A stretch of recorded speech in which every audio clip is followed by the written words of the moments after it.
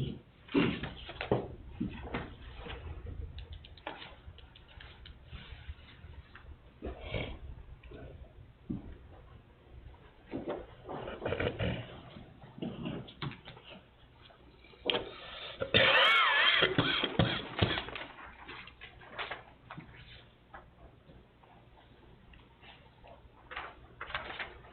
should be good. You wanna check it on your phone?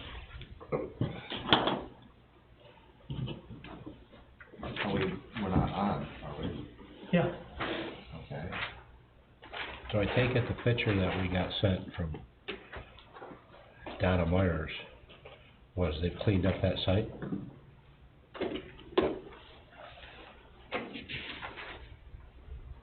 That got on the website, too, didn't it? Yeah.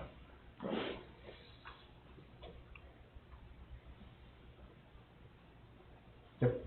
Good? Yep. Okay. Wasn't that refreshing? Wasn't that refreshing? Yeah. Yeah. Yep. We're on. We're on. We're on? Yeah. I just don't say anything.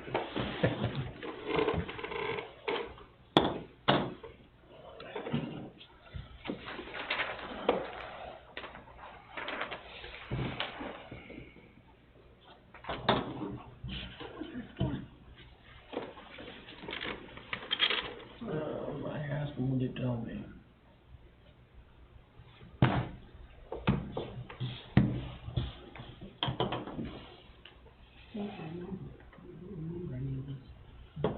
Well, it's quite a few of them in.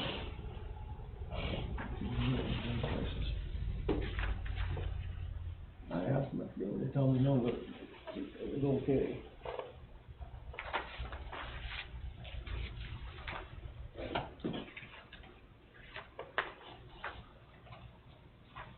That's the problem now every day.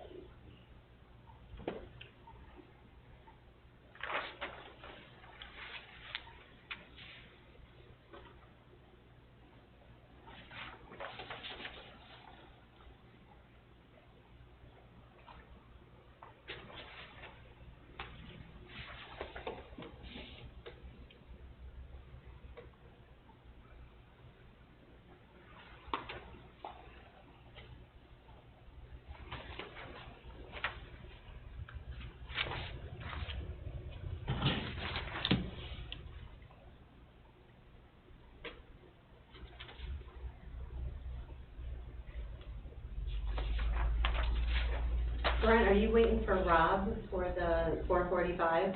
Yeah. Because we are supposed to start at Oh, wait, 4:45. the guy from EDR. is Yeah, gonna be- Charles Pryor, and he called me and he was on 81, he said he's gonna be about 5 minutes late. Okay. We advertised it for a couple of weeks at 4:45, didn't we? Yeah.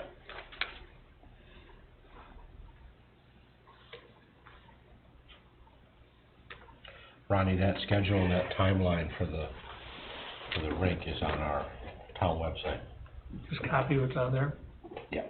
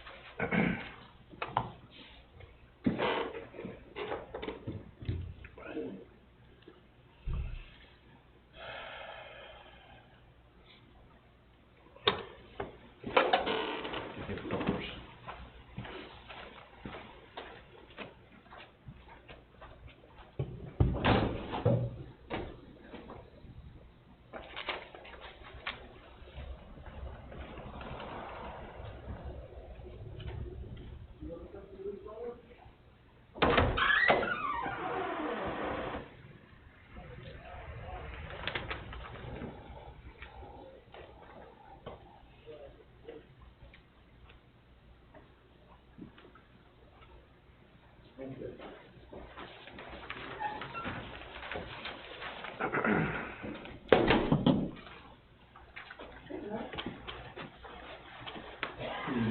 Hi.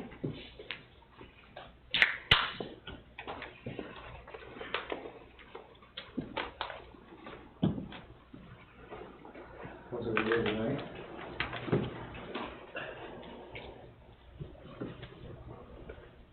He's not doing streetscapes, is he? He's not doing the presentation, is he? Should be 5 minutes late.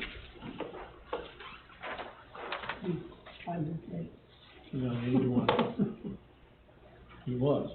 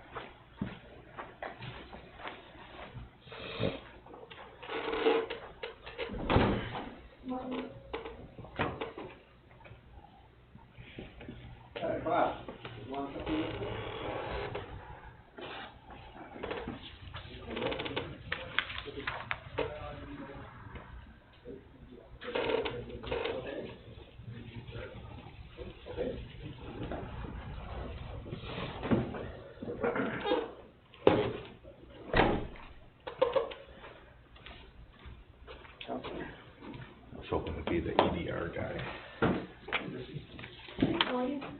Good.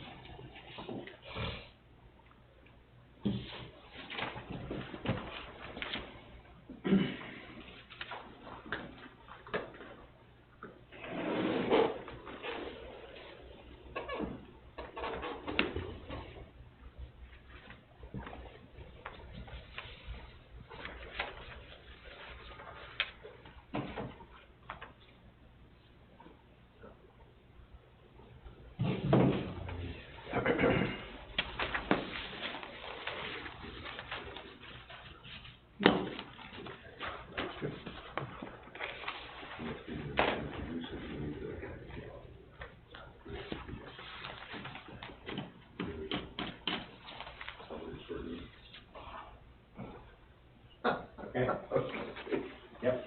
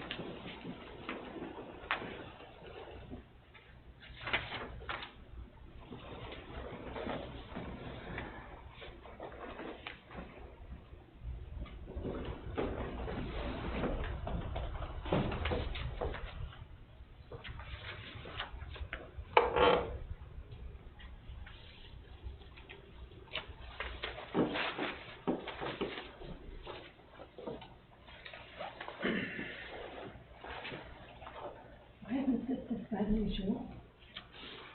I'm not sure. We've worked on it. Well, it's on 81, can be there. This is ridiculous. About to be forced to start our regular meeting.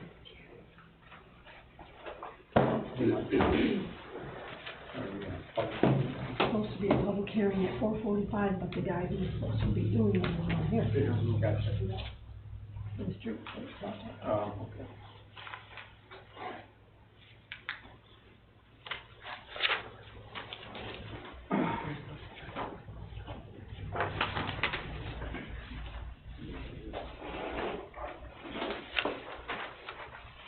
Mike, do you just want to pick a time? I'm sorry? You want to pick a time, we can get together with Judy. Yeah, And just, she lives right next door to me, and she would like Yeah, to I know. get together with you, yeah. so, just talk to me, call me. Let's say it again? Just call me next week and Okay. we can come down here. Okay. Yep, thank you. Yeah.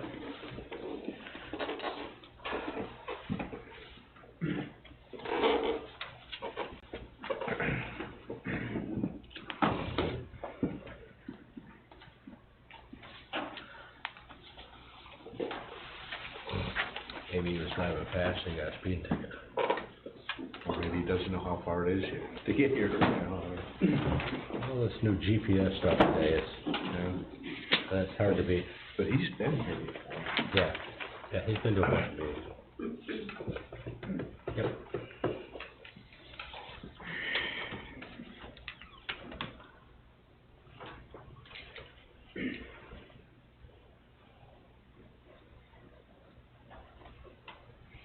Should have this meeting outside tonight. Could be one It of the is last. gorgeous outside. I'll agree with Can't that. we move this outside? Well, the first puff of wind that comes up, our papers are gonna be everywhere.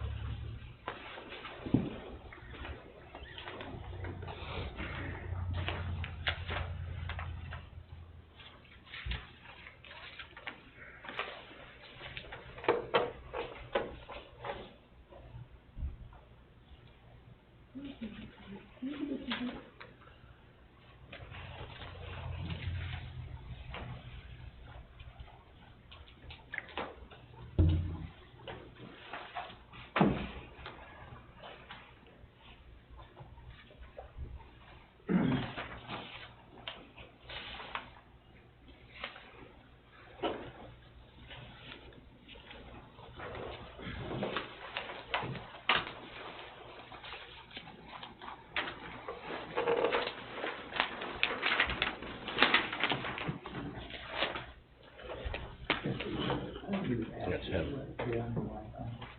That was him? Yep. Okay.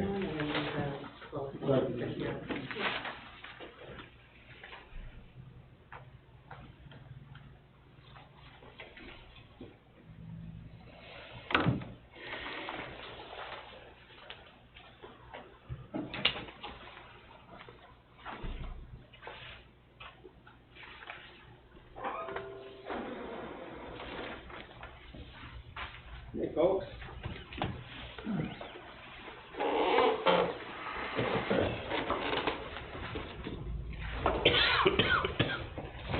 Is that right there? Might be better that way, the sun's right there. Brian can use that outlet and I can set it up here. Give me 2 minutes.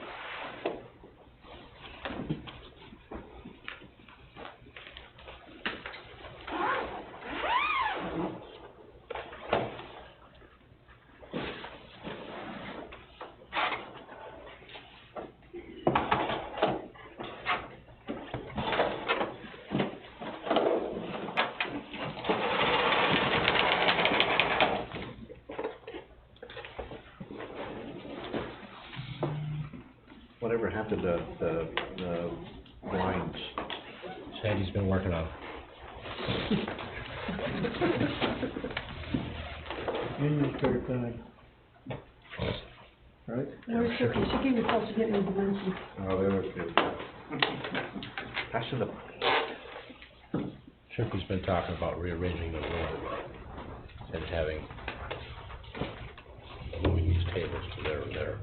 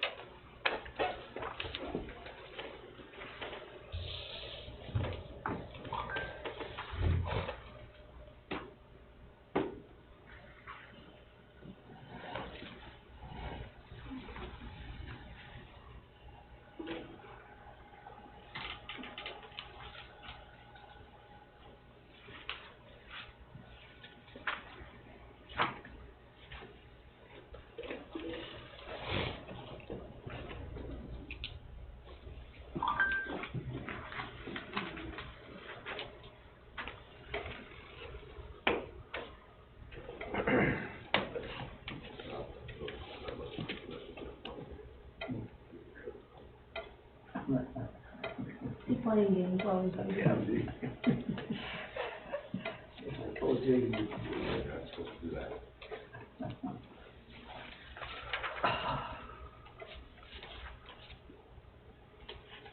Should we dim the lights?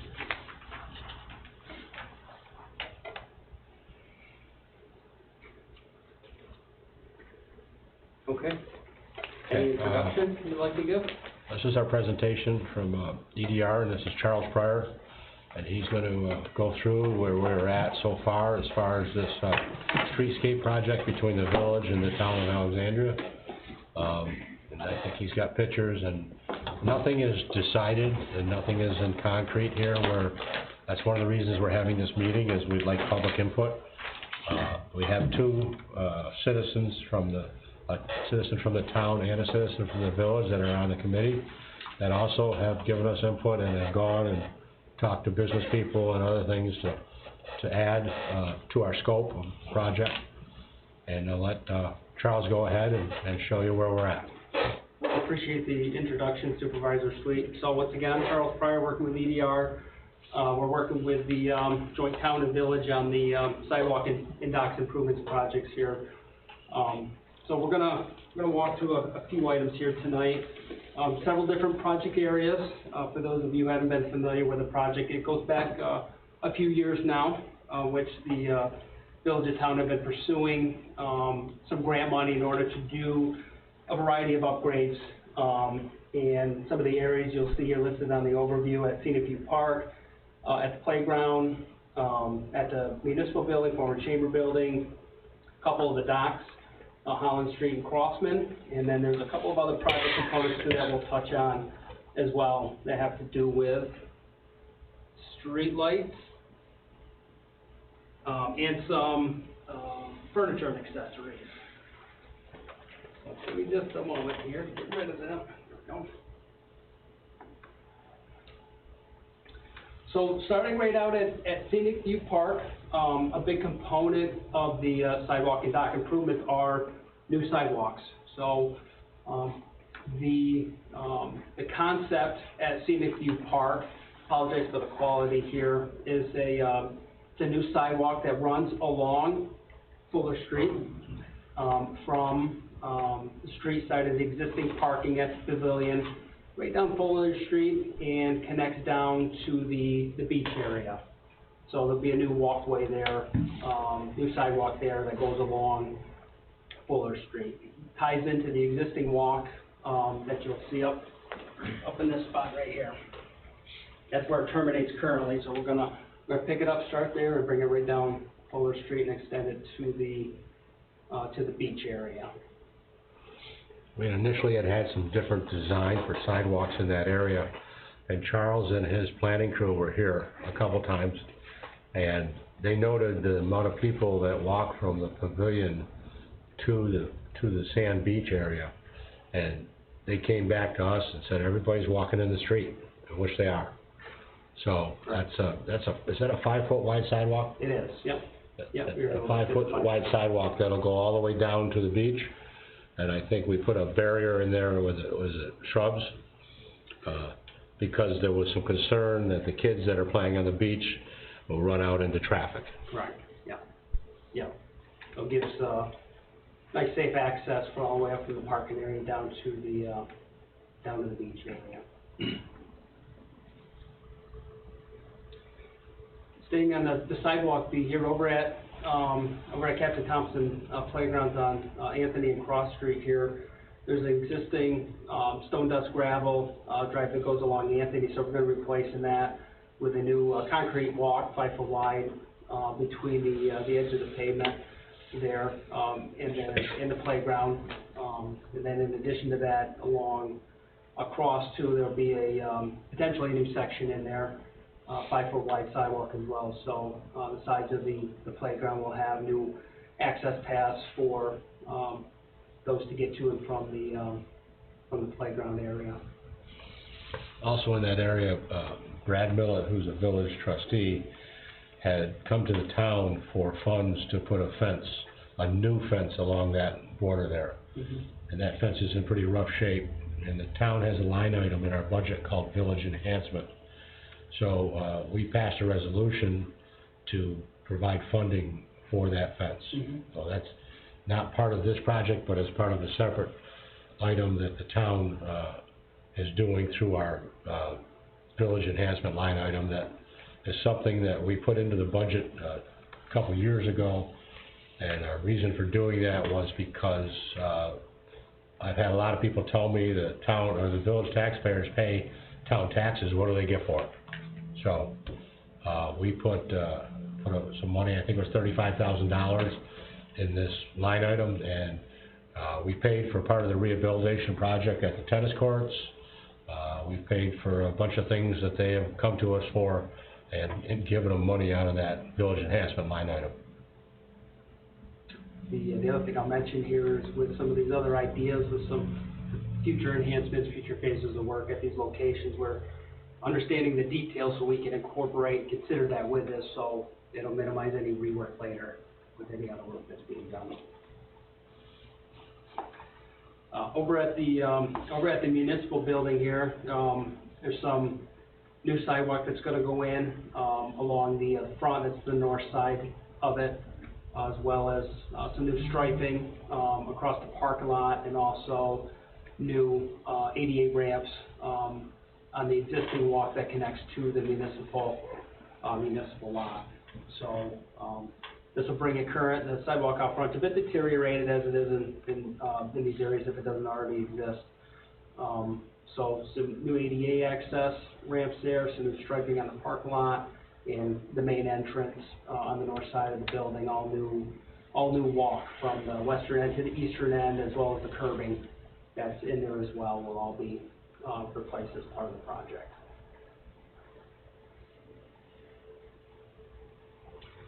Over at the former chamber building, so we understand there's a parallel project to do some upgrades to the building itself here. So, well, what this includes is a new sidewalk that leads up to the building. It's going to match the existing porch elevation that's there today, and we understand that's going to remain as part of the future project as well. And again, it's going to be ADA compliant for the access from the street walk along that, what we call the building walk, up to the building. One of the things that happened with the sidewalks is the committee originally had looked at the sidewalks in the whole village, and had come up with a lot of areas in front of businesses and properties that the sidewalks were very deteriorated, and they were put in the original scope of this project. And then through public concerns, people had come to us and said, you know, I redid all the sidewalks in front of my place, how come the guy next to me gets them done for free? So we had a lot of discussions along those lines, and at that point, we changed the scope to only replace sidewalks on village and town-owned properties.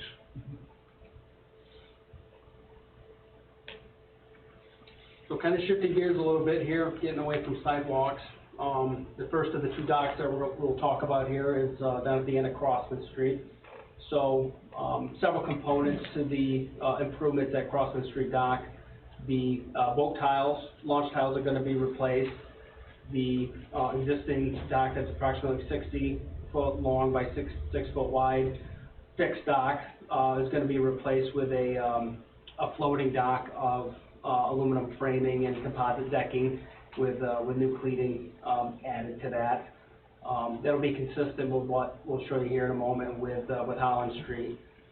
You know, similarly, being consistent with a parallel project that's being undertaken through the READY program, we're working with the same dock builder on that project, so there'll be consistency amongst both projects with the type of dock materials that you'll see between the two projects. So, along with that, this is a floating dock. The existing one is fixed, so you have some flexibility, like what was experienced here with high water levels over the last few years. So, a big improvement here at Crossman in a moment, and we'll show you Holland as well. So over at Holland, very similar, slightly different though, with the boat tiles being replaced. That existing dock is 8 foot wide by 60 foot. One of the conditions of the The funding that was received for the project is, basically a replace in kind. So the length of the dock, the width of the dock had to remain, the same as it is today. We were able to, provide some new materials for that. That is gonna be a little longer lasting, than the existing wooden ones are. Here similarly, the boat launch tiles are gonna be replaced. The, kind of the walk up to the dock is gonna be replaced, basically where, where land ends, there's a walkway in there that's a mixture of stone, concrete, and asphalt that's deteriorated through damage sustained through the flooding events. That'll be replaced, as well to get you from the parking lot to the dock.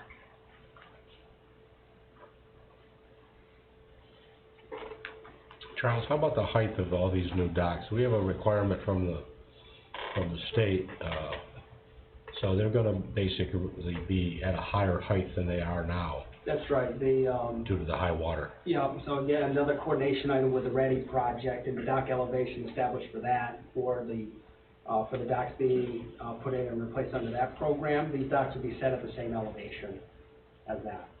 So yeah, they'll be a little bit higher.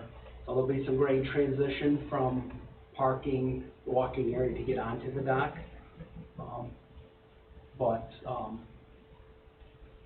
Be a little bit, just a little bit up and over, just to get you to where you need to be.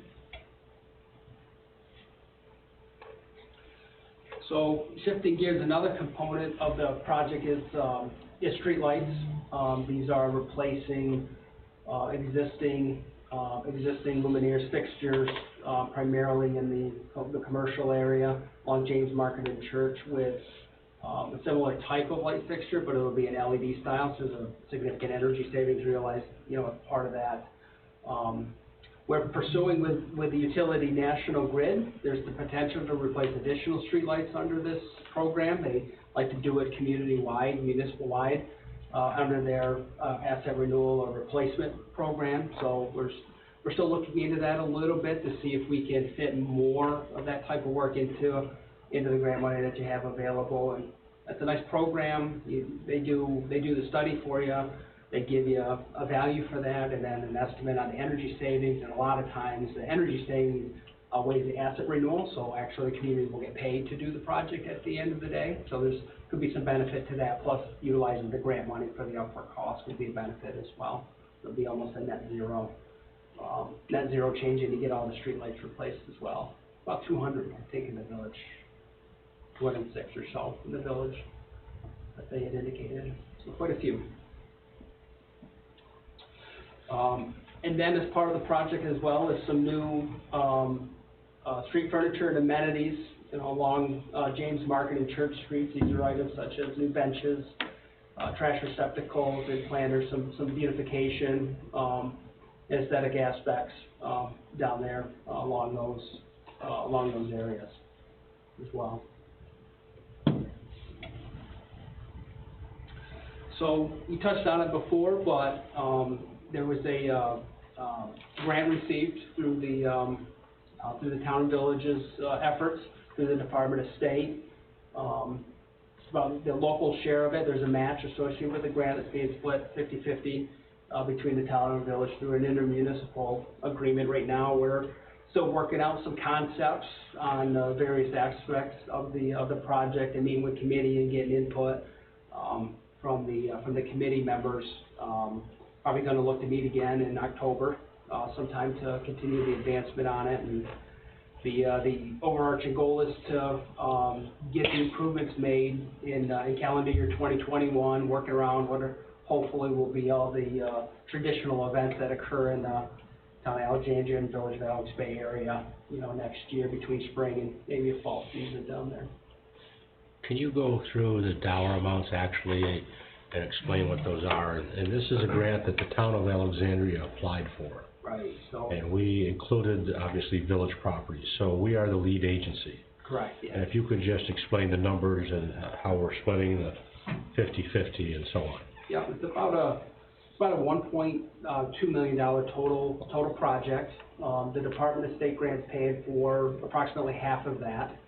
And then the remainder, which is, we refer to it as the local share, is split down the line 50-50 between the town and the village. So I think it was, 309. 309. yeah, there you go, thank you. So the town's coming up with $309,000, Mhm. and the village is coming up with $309,000. Yep, and that aligns with the The terms. local match is 618. Correct, yep, that aligns with the terms of the grant that was awarded by the Department of State for Yep. the project. Yep. So, through this point, we've completed some project committee meetings. We've completed the environmental review, portion of it now. Like I mentioned, we're in the conceptual design phase of it. We're gonna be heading into final design, but we're still gathering that input, like the supervisor had touched on, with finishing up design, this quarter, and then, by the end of the year, getting it out to bid early next year, and then completing the improvements in the sidewalks, in the docks, street lights, and then the street furniture in calendar year 21, is the target.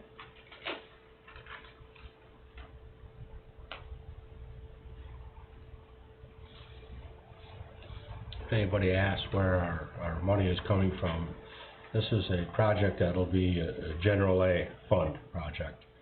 And we have, I think as of tonight's financials, I see about $998,000 in our fund balance, which is where we were taking that from, correct? Yeah. Yeah. Didn't we already budget that before that? Yeah. And I'm not sure about the village, there isn't any village people here. I'm not sure where their finances are at, but they agreed to the 309. Right. And I want to explain how, because we're the lead agency, we pay first and then the village pays us. Yeah, that's, Charles, we pay for everything first and then we get reimbursed by Department of State. Okay. Yep. Yeah. Maybe just one other thing to mention is that the joint project team also has the Development Authority of the North Country, helping to lead, efforts with the overall program management of the project, liaison with Department of State to make sure that all the requirements of the grant are being fulfilled, making sure we complete all the tasks on the work plan that was agreed to as a part of the agreement. This meeting is one of those tasks that needed to be completed as part of the work plan. So we're making progress, significant progress on completing the tasks with it. I mean, I think we've had this grant for at least 3 years. It's been a little while, yeah. We haven't been able to come to terms with the village on the scope of the project and what we're going to do. And we kind of kept working at it. Judy Fulmer was a huge part of it. She kept working at it, and she basically put together a new scope that the village was able to agree on. Because the town has pretty much always been in on it since day one and wanted to do it. It's just a matter of what we're going to do. Sure. Yeah. That's a good point.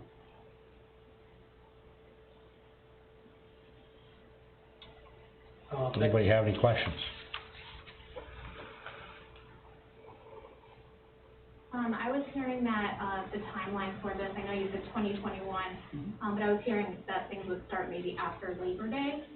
Is that still the goal, or? Yeah, one of the things with this type of project and its location is making sure we work through any, it wasn't disruptive to any of the events that occurred. We weren't able to, fast forward enough due to delay in the state of getting the grant agreement in place for this construction season, but talking with committee members who have, elected officials from the town and the village included as part of that, was structuring the work to be done to minimize that disruption. So we were targeting a time frame of either before the 4th of July or after Labor Day to do the work.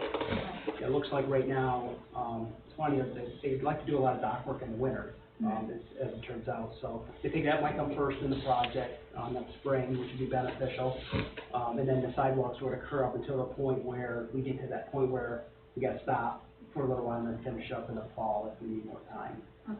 Yeah, because we have the events that run through Memorial Day weekend and through Labor Day, so Exactly. if there is any disturbance, we would want to know about it for sure. Exactly. We have a list of about 10 items that we got from the Alexandria Township Historical Society. And, I passed this on to all the board members and committee members, a few days ago. And we think the best way for us to address this is we're gonna schedule a meeting of the committee, in the near future. We don't have a meeting scheduled yet, do we? Go with Thomas. Yeah, we wanted to take care of this. And what we'd like to do is have you come to our committee meeting so we can specifically talk about the items that you have on here.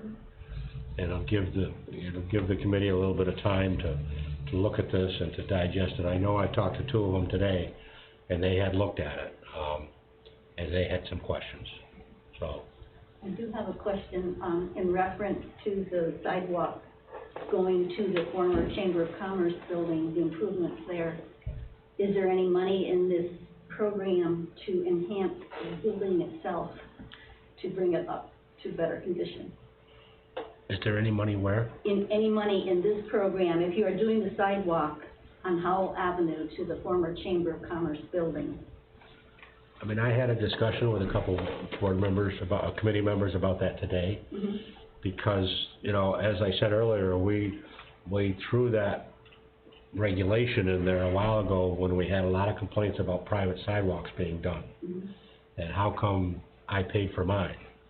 So I know that some of your sidewalks and some of the areas that you brought up are owned by the Historical Society, right? Very little of it. There's very little. The section that goes beyond or past our building and beyond the building to the dive park is part of Riverwalk. Yeah. And some of the other sidewalks that you brought up were part of or attached to the boardwalk. Yes. Riverwalk, I'm sorry. Riverwalk, yes. Right? Yes. So I think, I talked with Charles about that today, and I talked with Tom about that today, and I think that we'd like to sit down and talk about that. Mm-hmm. I mean, those places that own those are, for instance, you guys are probably a 501c3. Yes. So, that's something that I think we need to talk about. Mm-hmm. I'd like to see us be able to do something, but it's obviously, it's a committee decision. So, I think that if you could come to the meetings and we can talk about that.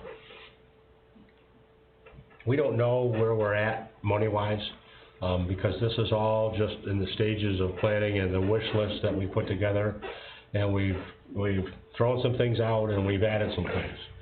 So we haven't put numbers to this, have we? No. No. So our next step, pretty soon is putting numbers to where we're at, of the 1.2 something million dollars. So. And, one question, when we met with the village, last week, they mentioned a couple of things that were somewhere in the planning phase. And, but I'm not sure that, they didn't sound like they're in here, I'm not sure if they're somewhere else. They mentioned, as we walk the river walk, it dead ends kind of where the end of the pressure treated walk is. And then there's that path that should connect up to Scenic View. That doesn't sound like it's in here, is it? Is it anywhere? Well, not yet. I think that's part of Ready. It's definitely not in here, No, I think that's but part of that doesn't mean we can't talk about it. Okay, great. No, I mean, I think some of those items that you have written down here are pretty important items, and they make sense to finish off some of those areas. Yeah, so they mentioned something about a wharf, possibly. Anyway, we look forward to talking with you anytime. Yep. Okay. If there's anything else, just, we'll schedule a meeting again soon with you folks. Anybody else have anything? Oh, I have one more question. When the dock work is, when the bids are let out, will they be let out to local marine contractors, or is there a certain category of contractors you have to deal with? They'll be publicly, the entire package will be out for all the public to see and consider for bidding on.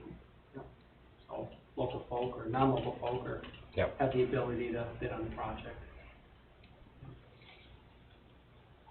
I'm sure it has the same parameters as the Ready work has. It'll all be publicly bid. Oh, yeah. And those packets will be available to all contractors. Mm-hmm. Yep. Yeah.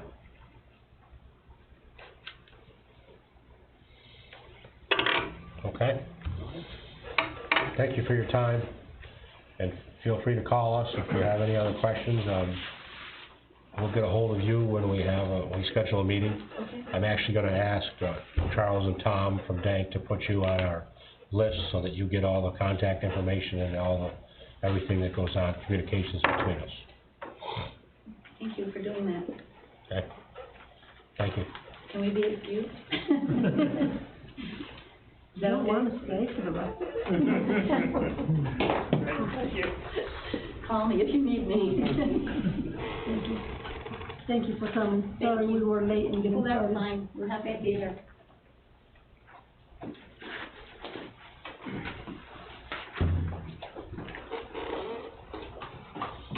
Thank you, Charles. You need any help? I'll be all right, thank you. We're live, right, Ronnie? No, it'll be Ben live. Been live. Okay, I guess I gotta welcome everybody to the Town of Alexandria Board Meeting for September 23rd, 2020, and ask you to stand for the Pledge of Allegiance. Flags in the back of the room.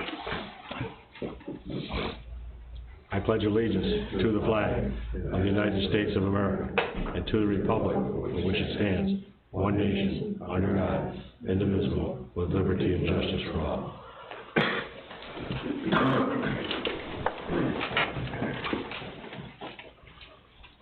Okay, motion to approve the minutes. I'll make a motion. Anybody have any comments on the minutes? I don't see any, you had? Yeah, under discussion, I'm trying to put my hand on it.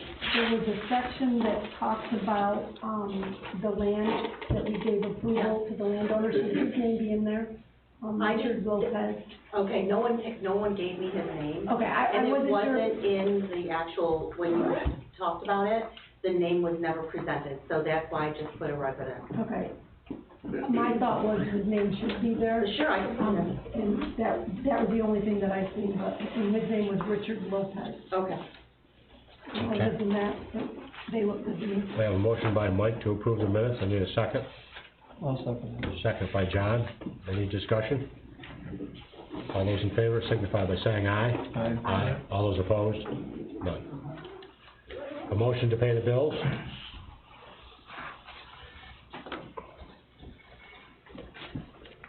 Should we wait until?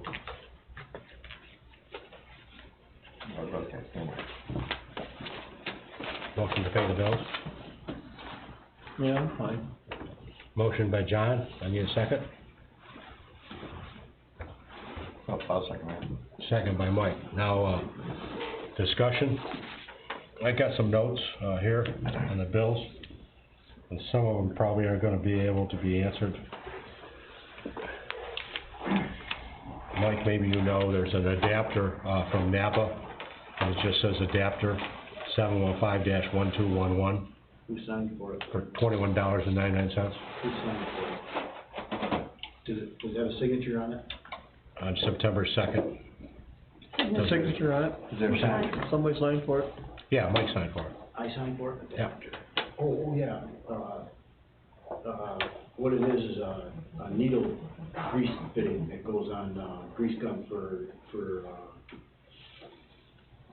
I think it's on the new tractor, there's a fitting in there they can't get to, so there's a needle grease gun in there. Okay. Okay, I just asking that question for Nicole because we have adapters and we have different things that have come through on our bills, and If she doesn't, actually, obviously you signed for it and it's a DA item, so you've approved that. Did I approve it, stamp it? Yep. Okay, I usually write on them what they are, and I didn't, Okay. make sure I continue. Another question, Ronnie, maybe you can help with this one, on the advertising that we pay for the Chamber of Commerce. We pay them a lump sum. In past years, and I may be going back quite a while, we had to receive X amount of dollars of invoices, and then we approved the advertising according to those dollars of invoices. Well, there's a couple different things. There was the, used to be quarterly payment, $10,000 a quarter, and then it was changed, I think Dale Honeyman changed it to 15,000 the first 2 quarters, and then 10,000 the third quarter, so that the 40,000 that was budgeted was paid prior to the end of the year. And then there's actual advertising bills that are reimbursed after bills are submitted to the town. So I'm not sure which, so there's 2 different types of, payments. We've got two bills that we're paying for. One is, and they're both labeled advertising. One is $3,500. The Google. No description, no explanation, and the other one is $10,000. Okay. Lauren was here, she's gone. My guess is the 10,000 would be the 4th, installment of the 40,000. Yeah. And Lauren can certainly answer that. The 3,500, again, not seeing the detail, she can supply with that, but it would be Google AdWords. That's what it was. That's what I think. Okay. Yeah, the 3,500, because I stopped on those 2, because I was questioning that also. The 3,500 was Google AdWords for August 2020, and then the $10,000 was Q3 advertising response, which goes with what you said, That would be the final on the 40, because there was 2 at 15 and 1 at 10, so that would have been the third and final on that.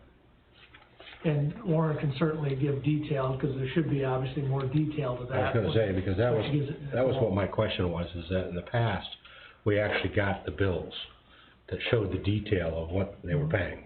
Right. And in this, we have an invoice with a short description on it. There's no detail to back it up then, Yep. right? Yeah. Okay. Another question, simple question for you, Mike. We're buying stone dust from, Bach and Company, and we're paying $5 a ton, is that right? Mm-hmm. And we're buying sand from Rusty Johnson, Yep, and we're paying $6 a ton, we are. and we mix that? We do mix it. Yep, there's bigger aggregate in, just a little bit bigger in the stone dust, and we mix it with rusty sand. Yeah, and we go and pick that up, correct? Yes. And we For didn't both buy of as those? much- We didn't buy as much from the back because it's twice as far to go, and it's kind of you figure in the mileage, the man hours and whatever, it's just as cheap to buy right at Rusty's.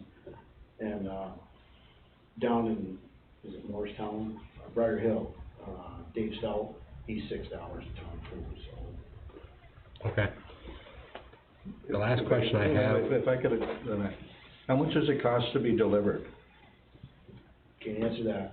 $9.50 a ton, because I called and asked. Okay, and it's $5 to go pick it up? And 6, or 5 or 6? 6. How many days did you spend and how many hours did it take to go pick this stuff up? Not sure, Mike. We've always. on the timesheets probably, No, the right? reason why I say that is you're saying it saves money for us to go pick it up. And I'm just asking how much money, or did we save any money? Well, if we've got guys that are able, if we do it in between times, we're not real crazy busy, we go get sand. I mean, we've done it for 40 years that way. Well, that may be true, but how many days do you think it took you to do this? Well, if we're to haul steady, 2.5 weeks maybe, 2 weeks. How far round trip to Bach? The Bach is, I'm really not prepared for this, guys. Okay. Well, the reason why I'm saying that is just the next meeting or email, you know, come in Monday and talk to you about it, Grant. Yep. Well, All right? when you count staff, your staff, our, their what they get paid plus their benefits, we're talking probably close to $50 an hour. We couldn't use that time better served other ways? I mean, that's a lot of money. Comes down to what they would charge us to deliver it. Right. Is the comparison. I mean, 2 weeks worth of $50 an hour, wow. We still have to have the men there, and if the men are, if I have the money to do more work on the roads, I would be glad to do that and hire somebody, but obviously, I don't have that right now, gentlemen. I would like that. And if, like I said, I'm not prepared for this. If you wanna, ask these questions, Well, could you break that down so we can see how it pans out money-wise? I believe the bookkeeper has every day. No. Every hour. No, I didn't say that. If we had got it delivered as opposed to go and get it. I don't know what they charge to deliver it, okay, I mean, Okay. I just think that would be, for the taxpayers of the town of Alexandria, would be worthwhile information. A few years ago, I think they did deliver. It was either I thought Jerry had it delivered. Johnson did deliver a few years ago. I remember running the truck for a while. Bach did deliver. Wasn't that long ago either. Right. Yeah. I guess what we're saying is we'd be curious to know what the delivered price is. Right, I mean, I agree, I'm not gonna disagree with you, but I don't have those figures with me. My last question, drug and alcohol clearinghouse. 10 items totaling $12.50. Those are. $1.25, what is? I think I paid that out of my own pocket. What that is you had to register through BOCES, each man, and the registration fee, I believe, was $12 a man. It's whatever the price is. You paid that where? I paid it with my own credit card. Yeah, and I don't have a problem with paying for it, don't wanna reimburse it. I mean, it just seems like an awful small amount when you start talking drug and alcohol. What it is just a registration. The men weren't ever registered through the drug and alcohol program, so we were out of compliance on that. So I had to get online with a lady at BOCES, and she walked me through the whole thing. Yep. And we registered every man, even Jamie and Jay are registered now, so. Okay. That's the only questions I have about the bills. I Anybody? got one question. Does Dental have insurance, Mike, to tree cut? I believe he does, I'm not sure. I was looking at the bills and just wondering why we don't do any tree cutting ourselves. The only reason I did those 2 trees is because they were right close to houses and That's everything. why I'm asking, did he have insurance? If he doesn't have insurance, we might, do we cut trees ourselves sometimes? We do, absolutely, but if we're in power lines, I don't touch them, in between them. Yeah, I know, I understand that. That's why I was asking if he had insurance. He probably does. He's a pretty good guy. He's been, Yeah, I know. he's really getting good at what he does, and he's getting big. I will ask a question if you want me to. No, as long as he got insurance, so if something goes wrong, we're not gonna be holding too. Mhm. Oh. That's my only question. Any other discussion? Do I have a motion and a second? All those in favor signify by saying aye. Aye. All those opposed? None. Okay, next one is privilege of the floor.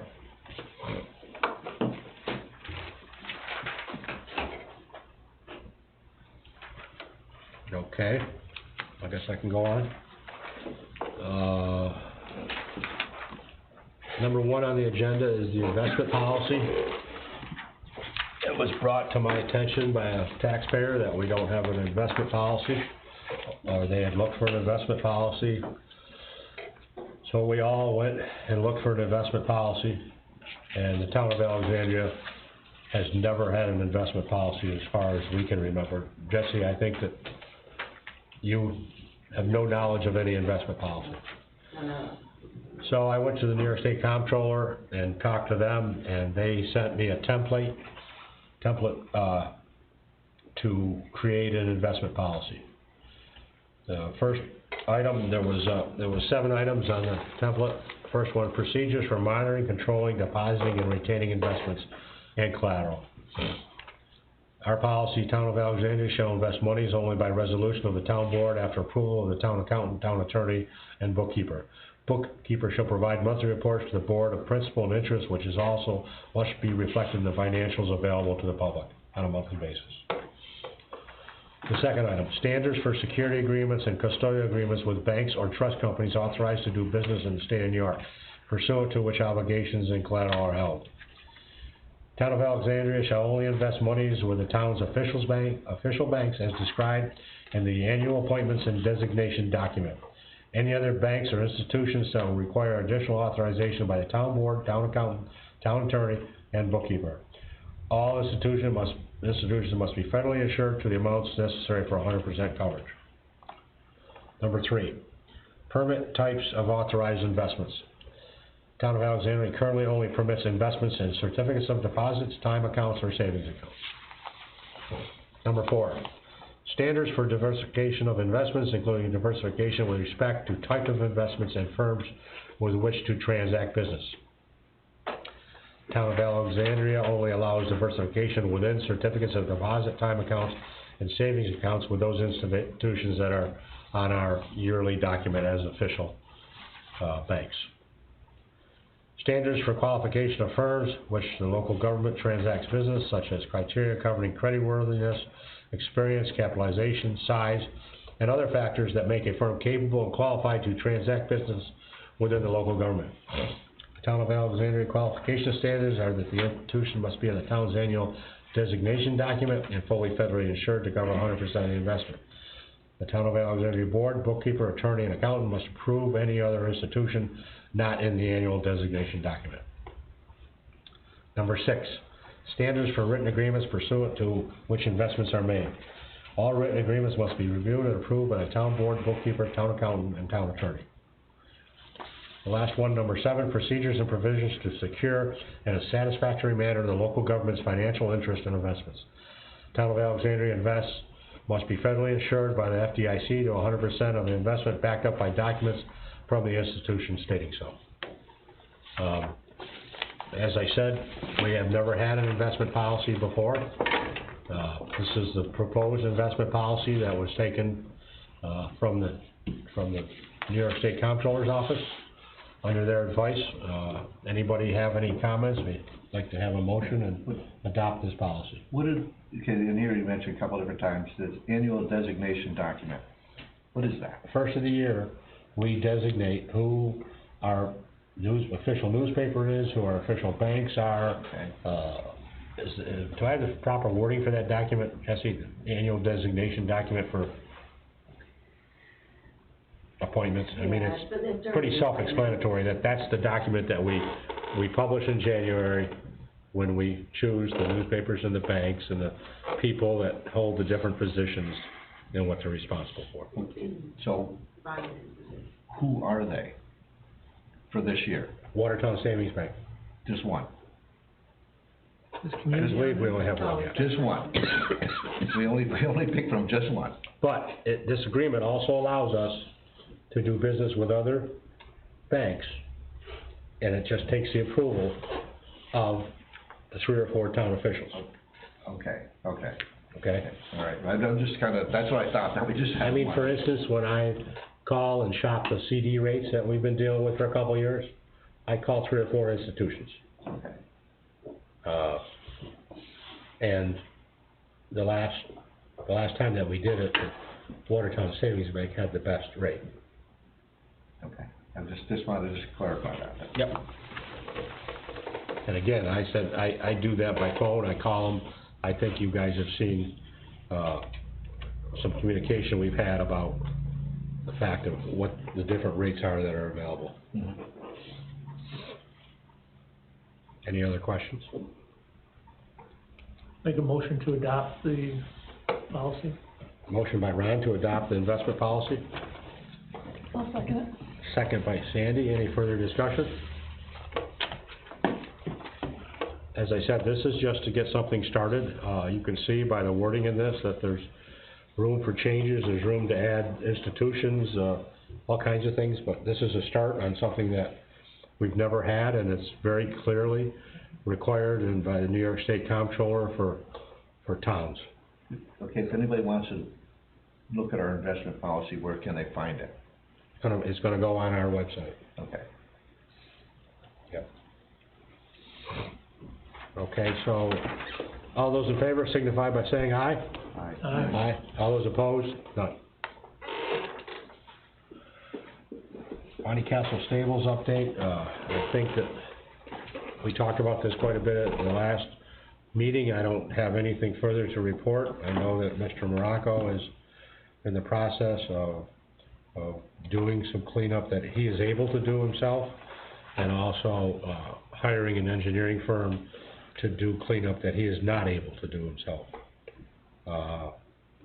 That's kind of where we're at. I know I did hear from somebody that there's some activity going on up there, and there's been vehicles up there.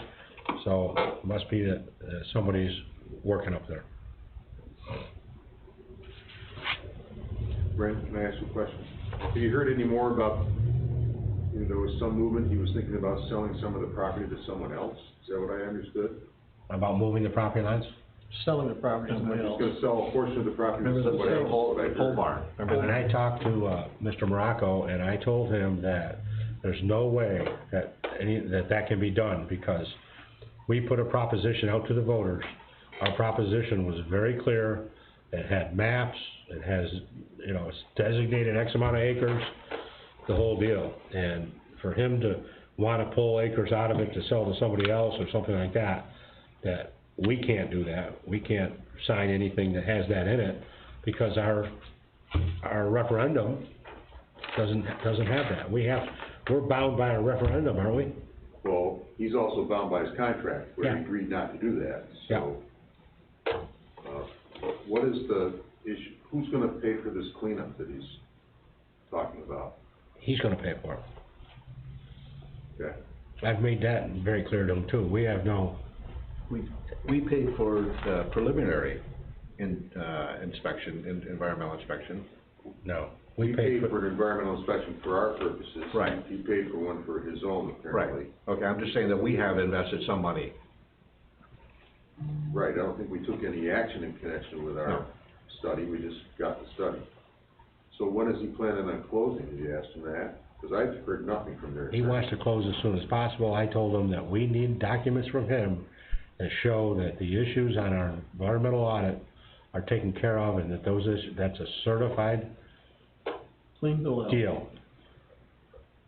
I know the DEC is involved, because the DEC actually talked to me, a week ago, and they have been communicating with somebody involved, so. But when we go into executive session, I'm gonna give you some legal advice on that, which I'm entitled to do. Yep, So I don't wanna talk about my advice publicly. okay. Various permit fee refund, I was hoping that Norris was here. I don't know the details on why he's asking for a refund for somebody, but somebody had paid $100 fee and they're withdrawing their, permit. And I don't believe we've had any meetings, I don't believe we've done any paperwork, I don't believe we've done anything yet, except for take their fee. But I'm gonna have to ask Norris to report to us on that, so he can explain that before we can even talk about a refund. Goose Bay Ramp Ready project update, I was on a conference call today, I can't remember which day. Today for an hour or so with Rob and Department of State and DEC and everybody else, and it sounded like everything was extremely smooth. Yeah. So they'll accept the permit, we gotta permit it now, so Brent signed the permit application, and we'll send that in tomorrow. And then we wait for the permits, and then when the permits are done, we can finish the design. The design's 60% right now, 60% complete, which is one of their milestones. You should get a grant agreement now from DASNY, who's financing it, the dormitory, or the North Country dormitory. What's that? New York. Dormitory Authority of State. Authority of State of New York, thank you. And, that grant agreement will come, you'll review it, execute it, and then it'll lock in the funding, and then we can go to bid this winter and get the permits, so. I expect that construction probably won't be able to start till after the spawning season, which is, in July next year. Okay, thank you, Rob. Property sale to Randall's, I think you were waiting for meets and bounds, Yes, have it? no, Okay, so I need, and that's gotta come from Rob, yes, Rob Bussler. I'll give him a call. Okay. You don't have it, we got a bill for it. He drew a map, but he didn't give a meets and bounds description. So that $1,500 invoice, is that for the map? Yes. And I believe, Well, it was for the performance of the survey too, which we're being reimbursed as part of this purchase.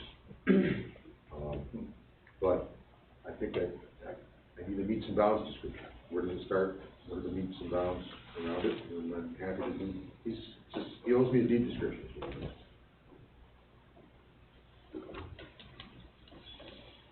Okay,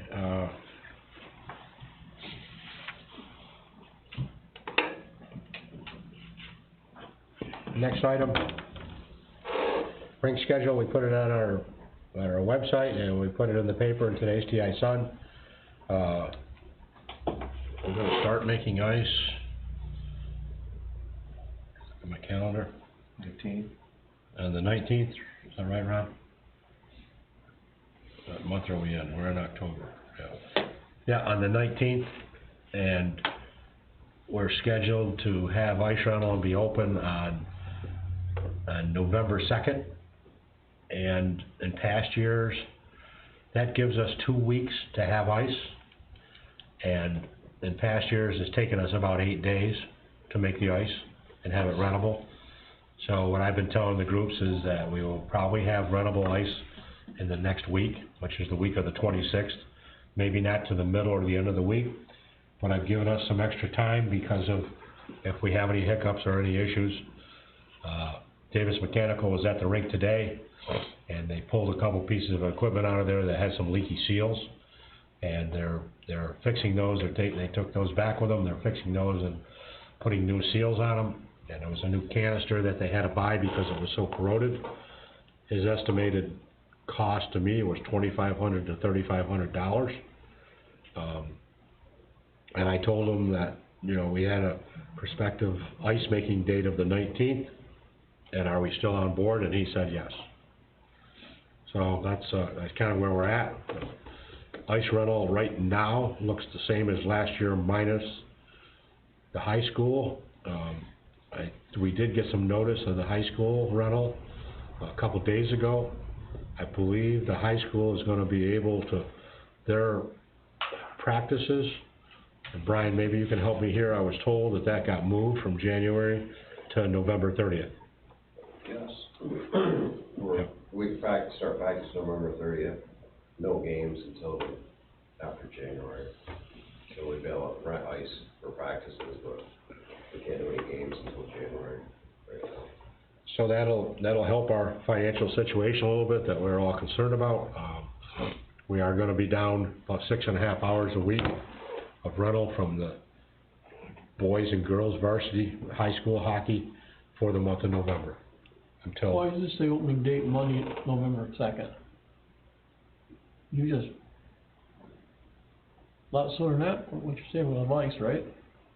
That's the opening date for ice rental. When will we have ice? Yep. We'll have ice the week before, but as I said, I don't wanna advertise a opening date of the Monday before. All right, I'm just Because making sure if we have issues or where there's something, I did have some people talk to me about that opening date being later than it's ever been. And I went back and I looked at our calendar, and yes, it is 3 days later. But it's a Monday, and that's, you know, I'm looking back at last year. I'm not sure about the year before. I do know that there was some other years that we had ice in mid-October or maybe even early October. But I know one of those years was when the Watertown rink was closed for construction. And we had a tremendous amount of ice rental because of that. I think, Ronnie, you told me that, maybe Brian knows, the varsity or high school sports are not allowed to begin the next sporting season until the last one is completed. That's all. I mean, I know it's. They've got overlaps now with the spring, like football going to spring, and Yeah. I don't know how they're gonna straighten that out. I'm just saying that in the sense of, Yeah. the reason I'm saying that is because in the past, we have always opened, when there wasn't the pandemic, we've always opened, roughly the last week in October, first week in November. Yeah, typically the high school Soccer. boys would be like first week in, November. Yep. And if soccer went to sectionals, there would be an overlap, Yep. but barring that, yeah.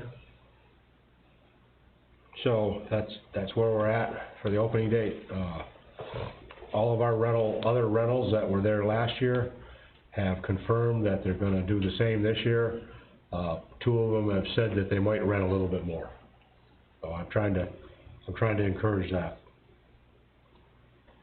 Next item is the. Wait. I'm sorry, Setting up the ice times, do we have someone to set the ice times up with, or I'm games? sorry, what? Games and practices, who do we set that up with now? I mean, I've heard that there isn't games allowed. Right, well, who do we set our practice? Who's gonna do scheduling? We're gonna hire a manager, which we may actually do tonight, it's on the agenda. Okay, so Okay. it'll be somebody. Yeah, and I believe it's gonna stay with the standard rink telephone number that you used to use in the past. Okay. Because Nicole has that phone and she's monitoring it every day. Okay.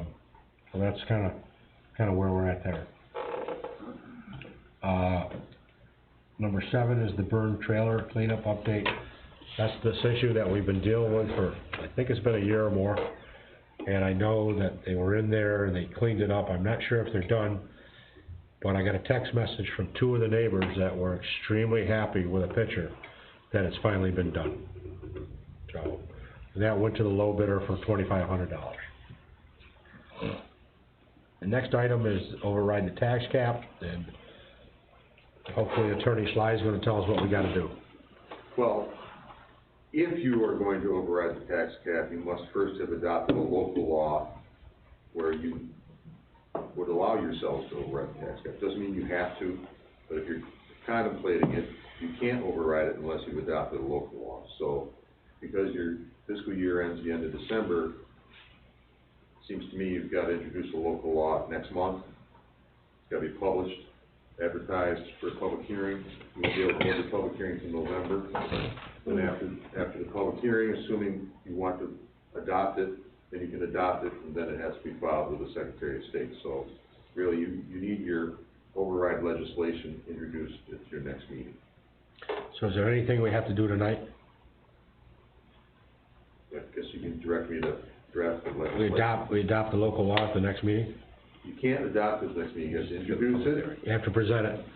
you have to publish it, you have to introduce it, publish it, hold a public hearing, and then vote on it, so you won't be able to vote on it until November. Right around Thanksgiving time. Yep. So we won't be able to vote on it Well, wait a second. till our November meeting, which is after our budget Yeah, how does that make is sense? finalized. Unless we hold a special meeting, which we're required to by our budget, of how many days after Well, the election day. latest day that we can have our budget is, I think, is November 20th. Yes. So, obviously Thanksgiving is after that. I was just asked this. I'm just saying. Okay. Well, you can introduce it at your next meeting. You can schedule a special meeting to conduct your public hearing, as long as there's enough time given in the newspaper for the public hearing. And it can be done, before your November 20th meeting. Don't we have to have a meeting so many days after the election? Yes, we have to have a meeting, I believe, 3 days after the election. Have to. That's for the budget. Right, Yeah, that's a budget meeting. But you want to know, when you do your budget deliberations, whether you're going to be in a position to override the tax cap. I'm not saying you're going to do it, but you need to know whether you can if you want to. And one of our issues here is that we have not received the budgets from the fire departments yet. We were late in getting out the request for their budgets, so we have asked for those requests by September 30th. We sent that out a week ago. I learned a few years ago that as far as overriding a tax cap, it looks at all different parts of your budget, and if the fire department budget is more than whatever the percentage that allowed is, then you have to override the tax cap for that, correct? I don't know about fire districts and whether that affects your tax cap. I think it's good advice always to say, look, adopt the local law, allow the authorization to override the tax cap, and then when you do your budget deliberations, you don't have to worry about it. Yeah, that's what I wanted to explain, is that just because we're gonna do the process to override the tax cap, doesn't mean that we are going to override it. It's a safety measure. In the event that when it all comes down to the end, that we have to override it, whether it be by 0.5% or whatever it may be, that we are able to override it, because there's a time stamp on this as to how long it takes us to fulfill the procedure to do it. So, if you want to introduce it at your next regular meeting, and then schedule a special meeting so that it can be published, and notice of the public hearing held, and then hold your public hearing, I forget the dates. It's like 10 days. 10 days, so you'd be holding your public hearing on the 10th of November, and I'm making up a date, because I don't know when that falls. Yeah, yeah. For a public hearing on whether you should adopt your local law, and then once you have your public hearing, assuming you want to adopt it, you'd be in a position to do it, and then Jesse's got to file with the Secretary of State.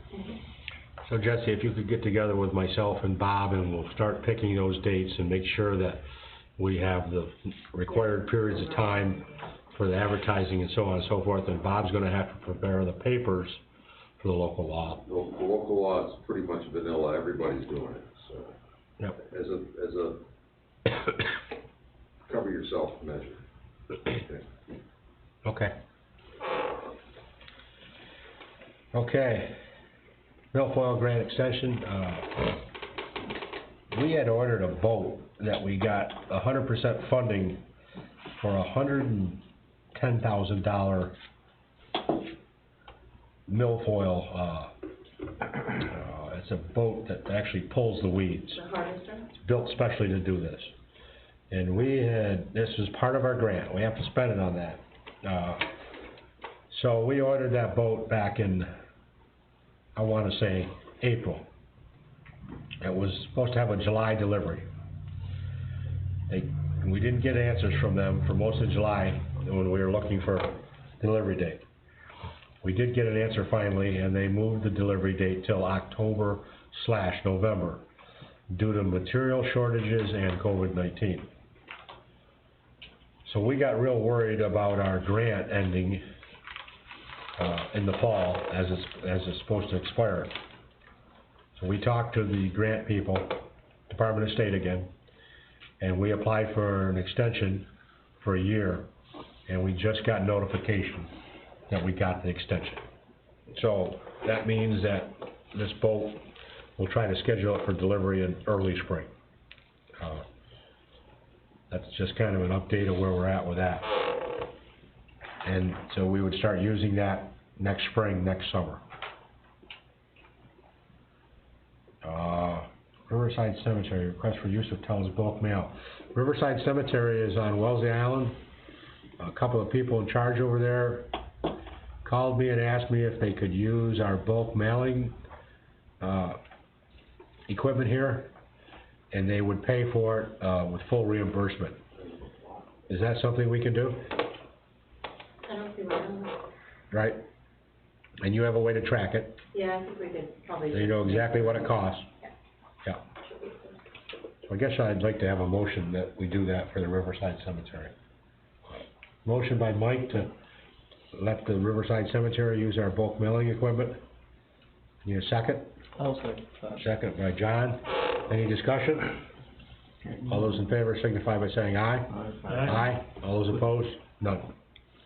Would we make that part of your, like, little report that you do, let us know what their... Yeah, I can let you know.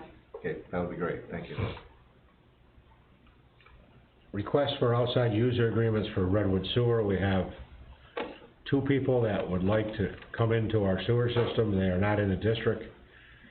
So we need to develop an outside user agreement, but I think there was something else we gotta do first, and we gotta see if we're able to do that. We have to see if our ordinance allows outside user agreements.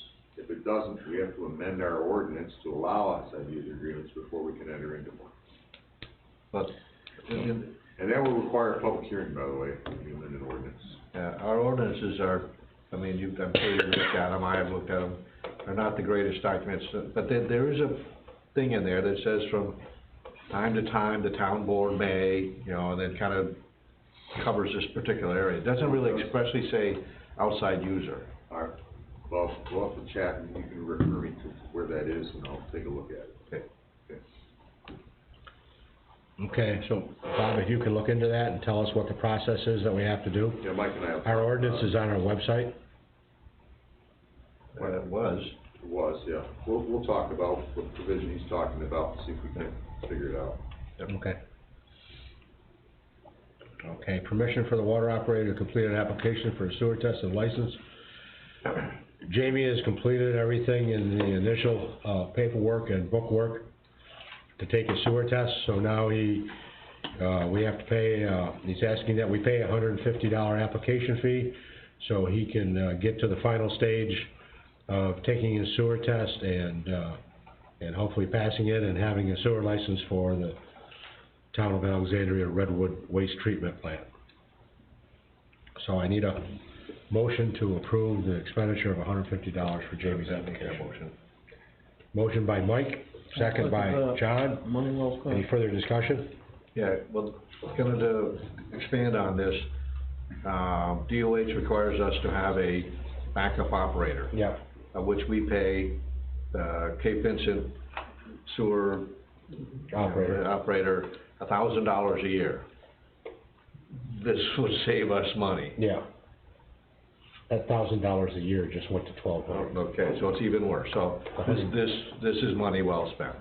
Yep. Because he would become our backup operator. Yep. Yep. Okay, so I got a motion and a second. Any further discussion? All those in favor signify by saying aye. Aye. All those opposed, none. Budget transfers, I think everybody's got a sheet. A purple one by Nicole, maybe yours isn't purple, mine is. And it's got the 4, 7, 8, 9, 10, budget transfers. General B, public health contractual, debit $100. Commercial enhanced playgrounds, community enhanced playgrounds to cover expenses within the owned fund, credit $100. Carnegie Bay Water Transmission Distribution CE, $20, debit. Transmission and Distribution EQ, $20, to cover expenses within the owned fund. Route 12 Water Source of Supply Contractual, $12,000 debit. Transmission and Distribution EQ, $100 debit. Transmission and Distribution Contractual, $12,100 credit. Source of supply is due to increased demand for water on Route 12. One thing we've been seeing with Orleans added to the water district and now Clayton added to the water district, we're seeing quite a bit more water going up through Otter Street, Route 12, and to those new districts. Anybody have any questions? I need a motion to We get approve the the money budget. back, transfer. don't What's that? we? Don't we get the money back? We bill it before we get it back, right? The water is just basically a pass-through. We get billed by the village, and then it gets sold to customers, in which we get a 15% over top of that, so we actually make a little bit of money. Yep. Yep. So I need a motion. I'll make that. Motion by Mike, second by Ron. Discussion? All those in favor signify by saying aye. Aye. All those opposed, none.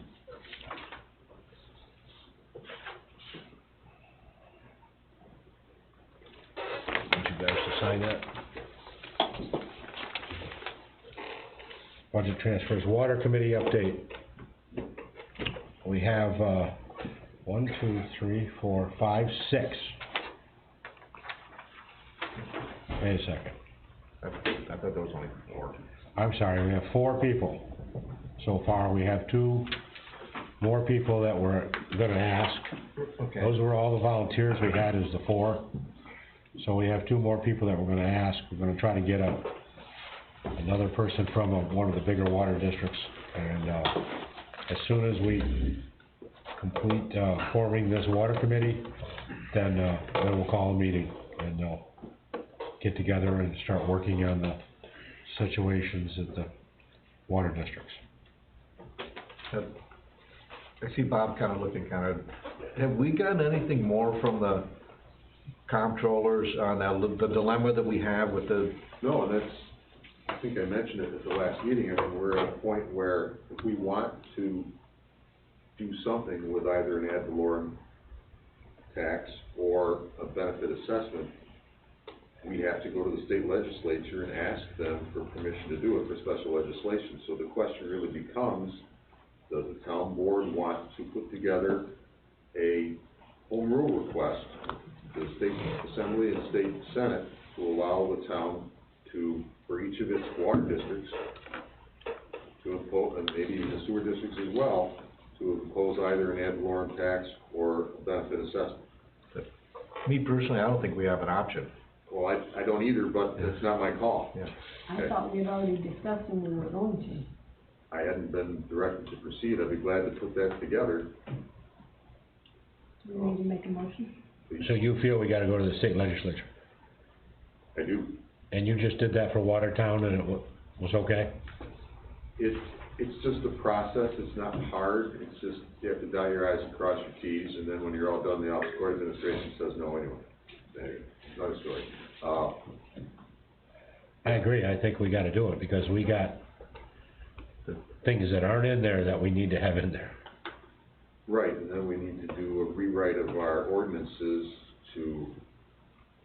This would allow us to do that, well, partially anyways. I mean, to be clear for people who are curious, the state comptroller came in and audited and said we're doing things wrong, you have to do it this way and this way, and then when we went to go do that, another branch of the state comptroller's office says you can't do that because it's not in your original legislation.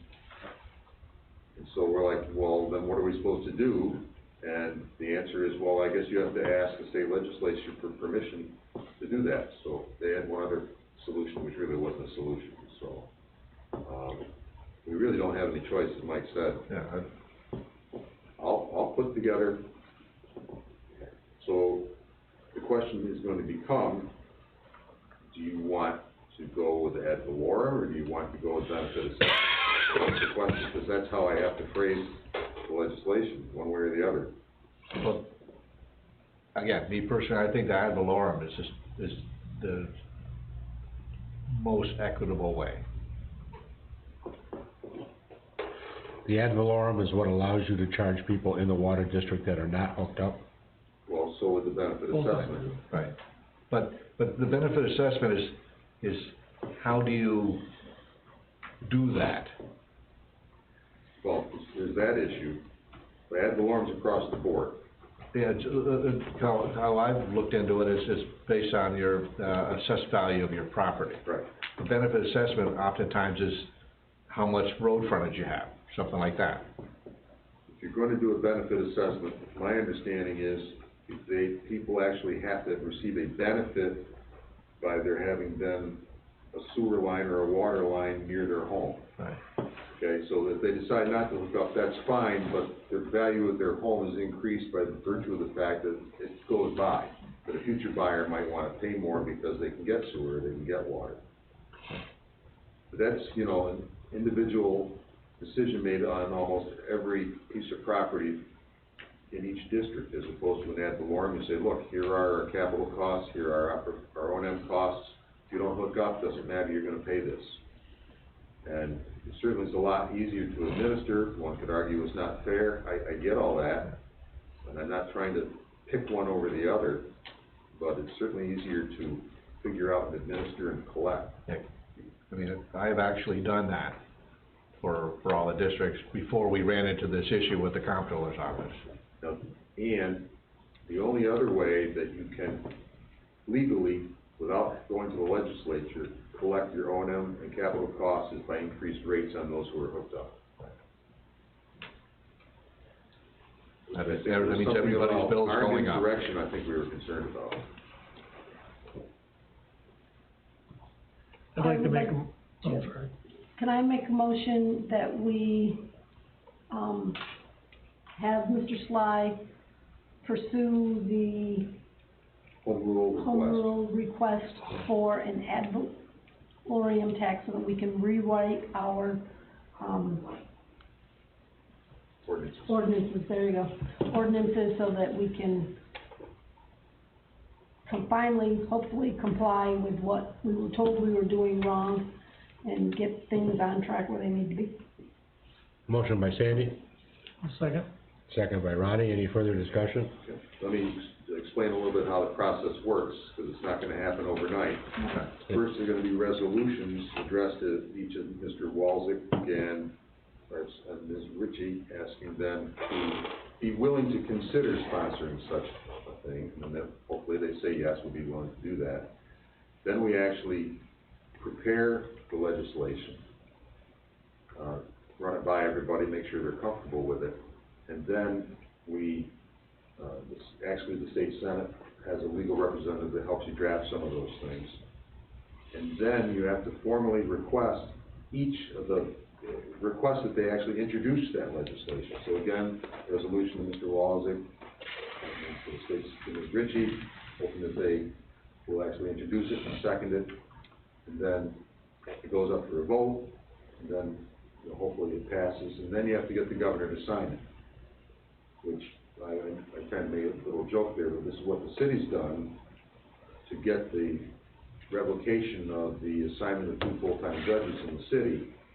It passed short of almost unanimously in the assembly, only 2 votes against it. It passed unanimously in the state senate, but we're having an awful time with the Office of Court Administration, which has put a full court press on the governor to veto it. So, then you've got to try to get the governor to say yes. So we got a motion by Sandy, a second by Ronnie, to ask Mr. Slide to help us proceed in this, with this process. Any further discussion? Well, the other thing too, we can't be the only town that's facing this. It would seem to me that that fact alone would help to push this along. I think that Rob has told us before, and some other nearby towns have even talked to us, that they have a similar problem.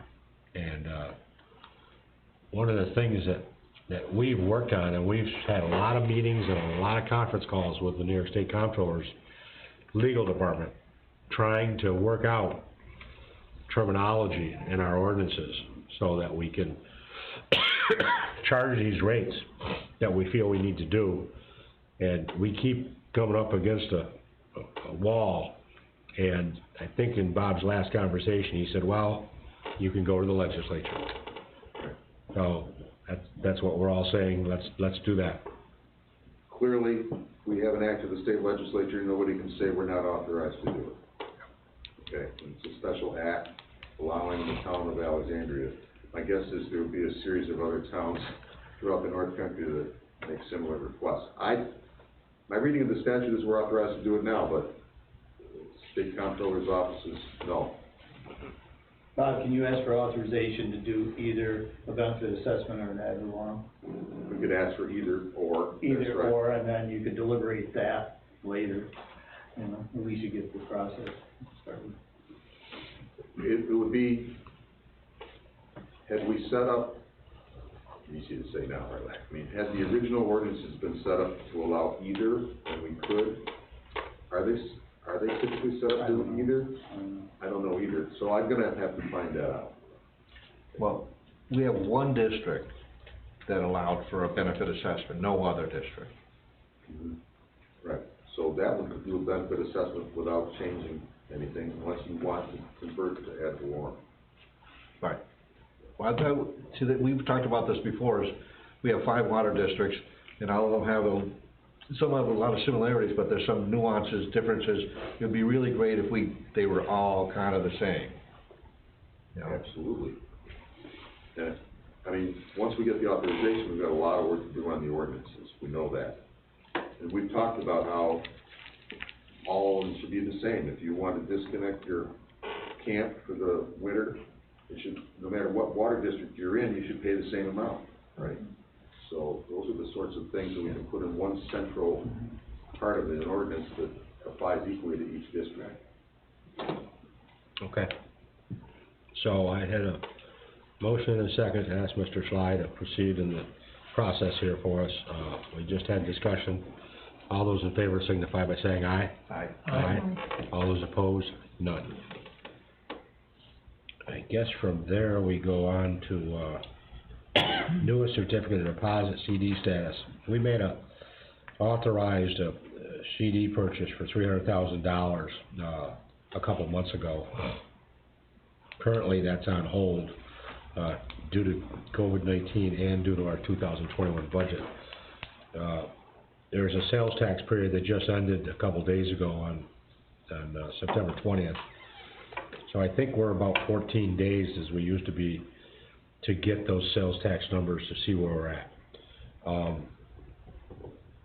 After we get those sales tax numbers, we'll have a lot better idea where we're at, and after we finish, our budget, which will have to happen within the tentative budget within the next 7 to 10 days, we'll know where we're at.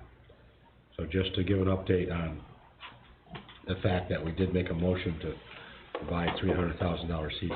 That's kind of where we're at on that, and it's on hold. Next item, number 16, a sewer line break in Redwood on New York State Route 37 due to Verizon drilling and call-in notification.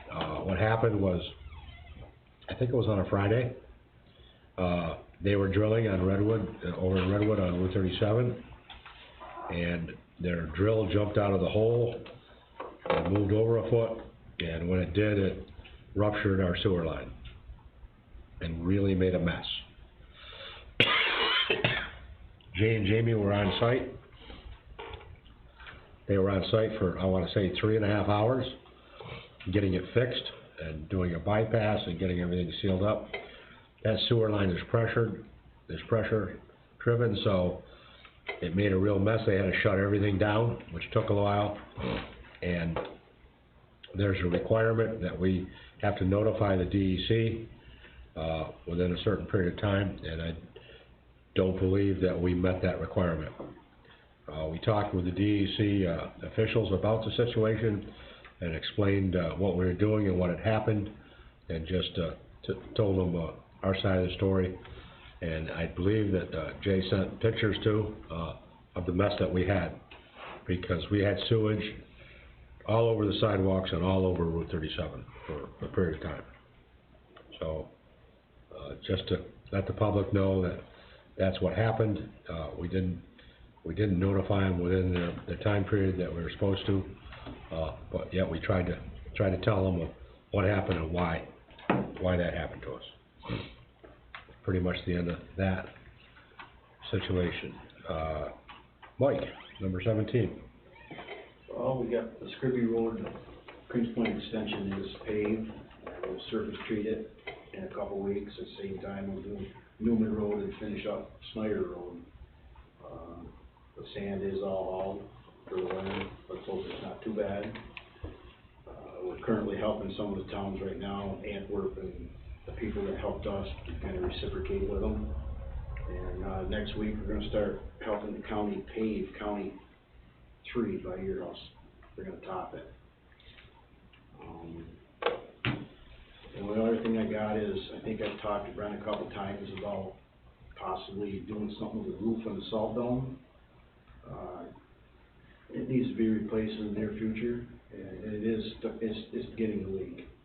And that's all. You guys think about it, come over and check it out. See what you wanna do. That shingle one? Yes, architectural. One of the things I want to talk to you about is the docks at Butterfield Lake. And we've been talking with the contractor who did the work on those docks. And it looks like we're going to have to pull those docks out. Oh, yeah. And we should probably do it before winter. We should probably do it before it gets cold. And I want to see if you can do that. Rather than go to the company that we had pull them out, is there any chance, and I don't expect an answer from you right now, like something that we should think about a little bit here. I know you asked me when this thing first started, and you asked me what I thought, and I said, you probably should pull them immediately. Yeah. Because once they start soaking with water, I don't know if we've got the equipment to pull them. Yeah. I don't know for sure. They get heavy. Huh? They get heavy. Real heavy. Yeah. And they are sitting on bottom, so. So we've been talking to the contractor quite a bit. We got a couple possibilities of how to handle it, but the number one thing we need to do is we need to pull those docks out. And the other question here to you is that, can you put those someplace at the highway barn that they can sit there all winter long? And not be in your way? I'll find a place for them. We'll find a place. Figure something out. Yeah, we can stack them too. Okay. We'll find. Talk to me during the week or whatever, and we'll go look at it. Okay. Yeah, think about that a little bit, with the water going down, it doesn't go down as much in that lake as it does here in the river, I don't think, does it? It's 3 feet probably right now. Yeah. Yeah. The flatbed trailer method makes it a little bit harder when the water goes down. Yeah, like I say, I don't know, I'll bet they're heavy now. You know, and also you're gonna have to pull them up on the trailer. Yes. The way our discussions are going right now, we need to get them out, so I agree. I'll talk to you tomorrow about it. And that's an unfortunate thing, we thought, Yeah. the Coast Guard approval and all that, this thing would work. Yeah. And, it didn't, I don't think it's anybody's fault here at all, Yeah, we have 2 or 3 options of ways that we can take care of the problem, and I'll talk to you about Okay. the possibilities. Yep. But the number one thing is get them out, get them someplace where they're not gonna bother you. Yeah, I can stack, I got places for them all back, if we can move them. Yep. We may have to, I don't know. You know, of course, we got the pavilion issue. That's on top of it. That was easy, that. And I don't think the way the state is, they're gonna let us have that sit over in their parking lot like we did before, right? Don't know that, if we push it back out of the way by the restrooms. Yeah. I can't see, it's not gonna be in their way. Okay. If we gotta move it, if they make us move it, then we'll take it apart and move it. It's not an issue. Yep. Okay, well, we'll talk about that. Zoning report, Norris isn't here. Brent, I've got an issue I I'm gotta sorry. take care of respectfully, everybody. I got an issue to take care of, I'm gonna leave, okay? Okay. Water report. I don't have one. Sewer report. Sewer report. Since March, we have changed 12 pumps. August 21st, Verizon hit force main with an auger. The leak took 3 hours to repair.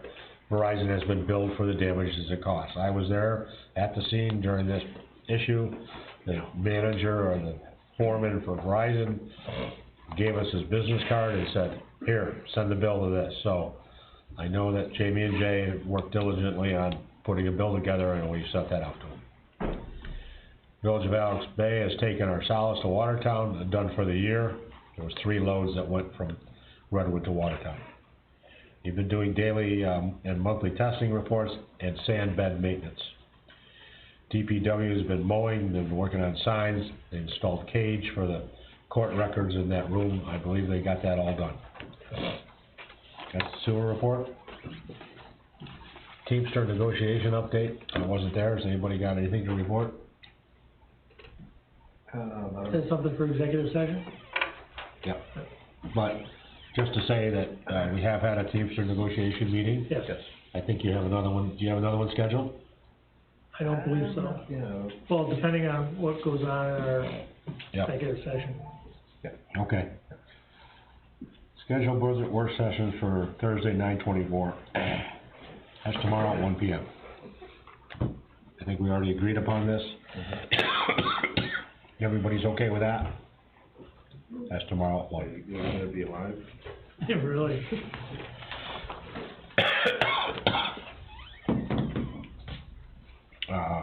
Hire full-time DPW labor. We've had this ad in the paper a couple times. We've got applications. I sent the applications to everybody earlier today to ask you to look at them. There's 4 applications. I would like to discuss the employment history of an applicant, which I believe has to be done in executive session. You can you're allowed to discuss it in executive session, you don't have to, but you're allowed to. Yep. Are you talking about a county authorized civil service position? You know, we always get into this discussion. Wouldn't it be a laborer, right? You identified it, I'm sorry. The DPW laborer. And that's a It's a general laborer for the town. I'm just asking. I just pulled out the county thing, I'm not able to find it that fast.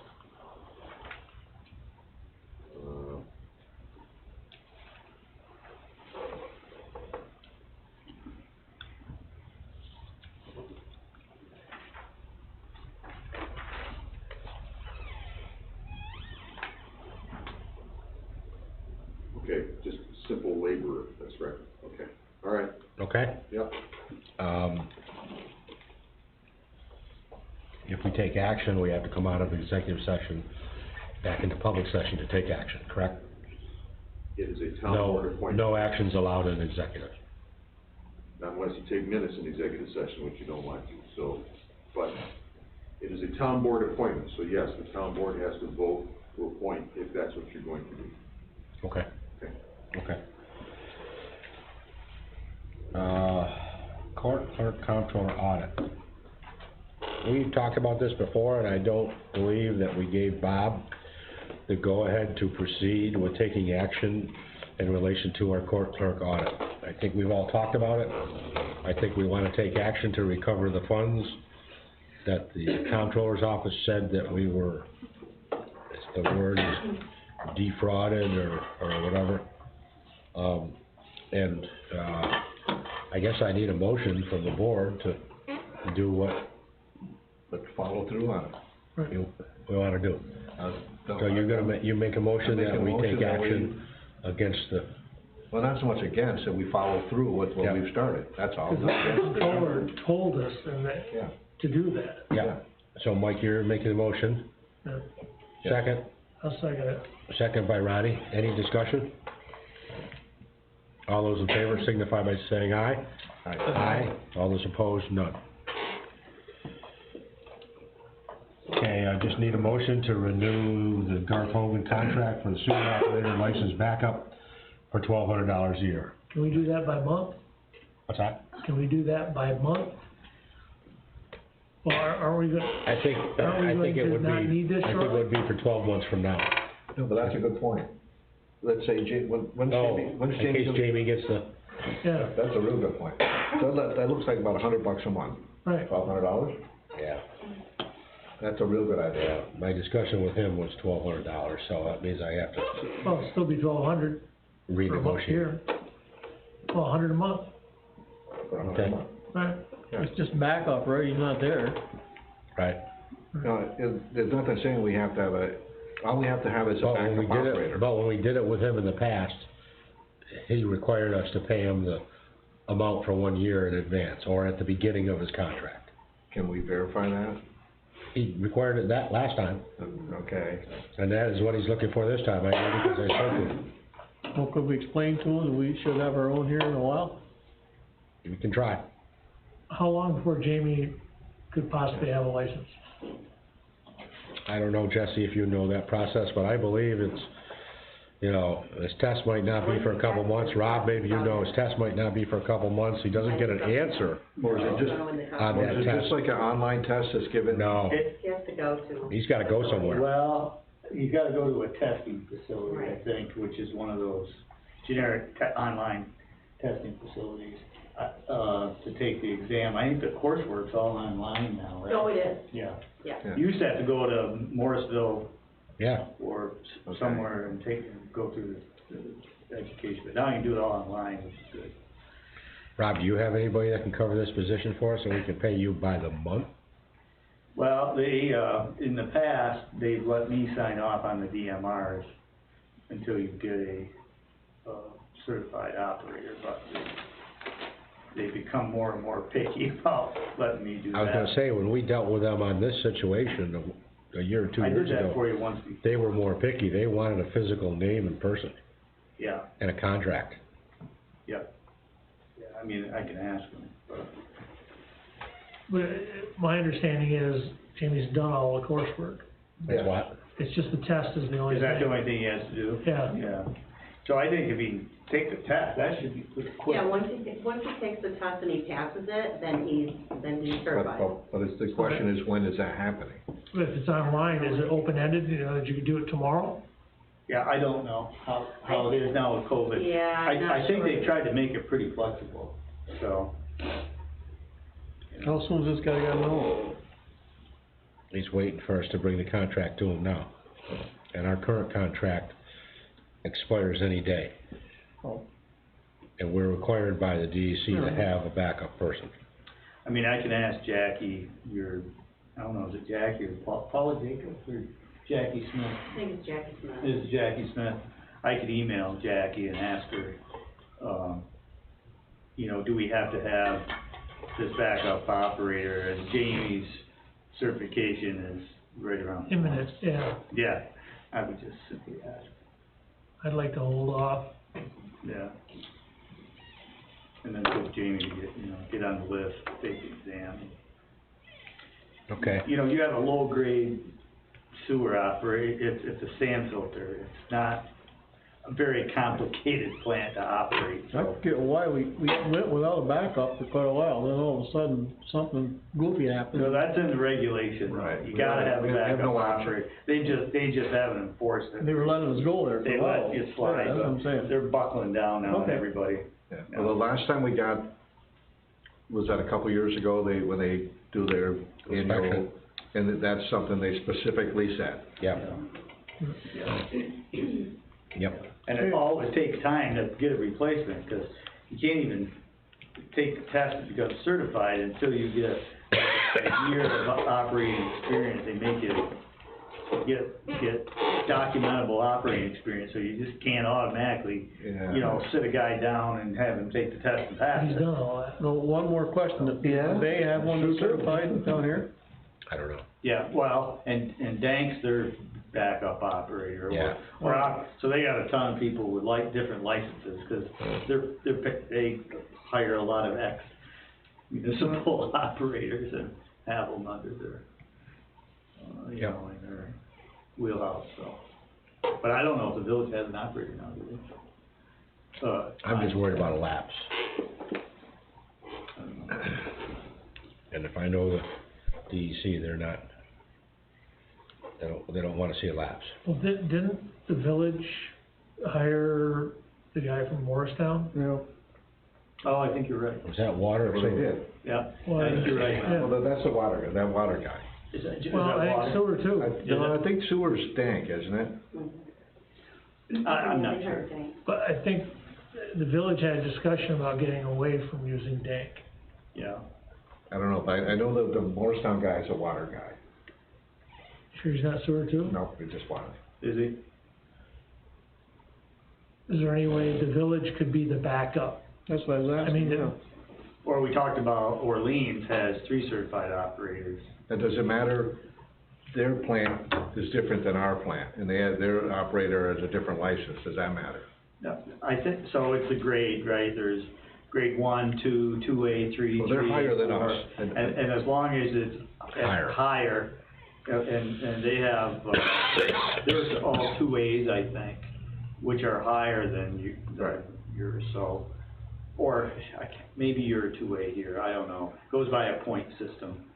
But you could always get one of those guys to, you know, talk to Robbie Black, the highway superintendent. Can we I'd like to have you make a resolution and approve the, Excuse me? I'd like to have you make a resolution and approve the 1,200, but let us go look, because time-wise, I don't wanna go with a lapse. I'd like to make a resolution authorizing you to talk to Orleans and offer them $100 a month to be the backup designee. Okay, that's a resolution. I'll second that. Second by Mike. Any further discussion? All those in favor signify by saying aye. Aye. Okay. Hire outside accountant for townwide audit. We haven't had a townwide audit in 2 years, 17 and 18. And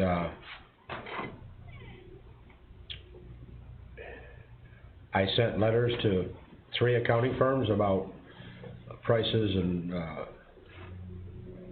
propositions, or pricing for a townwide audit of 2019. And I got answers, actually from all 3. 2 of them got answers back with prices, and the 3rd one can't do it till next summer. I think we wanna have it done a lot sooner than next summer. I haven't heard when the other 2 can do it. I was trying to get a hold of them today. The one price we have from Bonadio Group, well, I don't know, should I tell the prices, or? No, I don't think we I mean, should. we've attempted to get 3 prices, which I believe is our policy says we have to attempt to get 3 prices, procurement policy. But the But good faith. professional services, I don't think you're Well, no, you confined didn't, to it's a that. good You're faith, right, professional it's a good service. faith effort, and you have, sometimes, Yeah. if you get a response of no, you have still made the effort to, Yeah. to get that quote. Yeah. And for professional services, it's different, right, Bob? Well, I think so. I mean, when you first said you were calling for 3 prices, that's usually when you're trying to buy something for $195, right? I mean, so you didn't put out letters to firms wanting to know if anybody was interested. You just made the phone calls. Yeah. So I don't know where under your policy it falls, whether it falls under, you should put out written requests for proposals, right? Because that's usually how you do professionals. What you're really talking about, Ronnie, is you don't have to take the lowest price. You can evaluate the whole service they're gonna provide. I don't think we did an actual RFP. No. I don't know, I don't have the purchasing policy in front of me. I don't know what it calls for in connection with professional services. Off the top of my head, I don't know. I mean, for them to be able to quote apples to apples, that's where the RFP would come in. They would know exactly, each of them would know exactly what they're. We have a quoting. detailed proposal That was given to them? from each one of them. No, They from each gave one of us- them, No, no, and but they we derive send their out a- proposal from our financial statements that are online and from our AUD. But we didn't And set up a bunch of parameters to And them. they were asked to give us a price on a town-wide audit. Okay, and then they gave us a price detailing what we get for that price. So then we've gotta have somebody competent enough to take a look at those and Yep. express an opinion. I don't know if that's Dashnaw or Yep. whatever the gentleman's name. So I'll pass those, proposals on to the board members and get a hold of Bill to have him take a look at it. Does that sound okay? Bob, okay with that? Yeah, I can. Yeah, I mean, I thought about getting a letter from the people that refused with time constraints, and they basically said they couldn't do it, just so I have that on paper. Okay. I don't have an issue with it.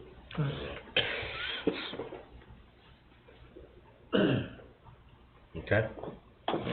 So I'll forward those proposals on to everybody, and we'll ask Bill Dashnaw, for his advice. I've also asked our current accountant, Mike Lasan, for his advice, and I have not heard back from him. So, and after that, nothing, we have a executive session unless anybody has anything else that I've forgotten. Did you guys sign that? I need you guys to sign that. And I think we're gonna just adjourn to continue the meeting, after executive session. Yep, come out of executive session to Yep. adjourn, correct. Yep. So we need a motion to go into executive session, right? Yep. Need a motion to go in. Okay, I'll let you know. Motion by Mike, second by Ron. Right, well, we gotta make the topics. For So, Teamster, excuse me, go ahead. one, to discuss employment, Well, history of a particular employee or applicant. Two, Teamster negotiations. And the third I'd like to put is, potential litigation, which I'll explain in Yep. executive session. And also to receive legal advice, And four, that you talked about earlier, right, for the, contract regarding Bonnie Bonnie Castle Stables, okay. So those 4 items. So we have a motion by Ron, a second by Okay. Mike. Okay. All those in favor, signify by saying, or any discussion on that? All those in favor, signify by saying aye. Aye. Aye. All those opposed, no. Okay. Yep, would I be able to steal you, Mr. Sweet, just for a second, just to talk about the meeting we had earlier? Thank you, Sarah. We'll keep you right where you are. Just talk about what the improvements, we spoke about at 4:45 around that time, just what those mean for the town and the village? Yep. We'll make it quick. Sure. Okay, This is yeah. just a blank piece, everything I've got. 2 hours and 5 minutes later, right? Yeah, just part of the job. You didn't have anything else to do, did you? Nope, but, you know, the drive back to Watertown is always fun, and, all right. It was up to us. Oh, So yeah, well, that's both here, ways. and what I'm gonna do is, Okay, well, the shit. actually, you know what, I'm gonna get a different microphone, okay? I don't know why you don't ask Mr. Peterson to do it anyways. We'll just make this easy.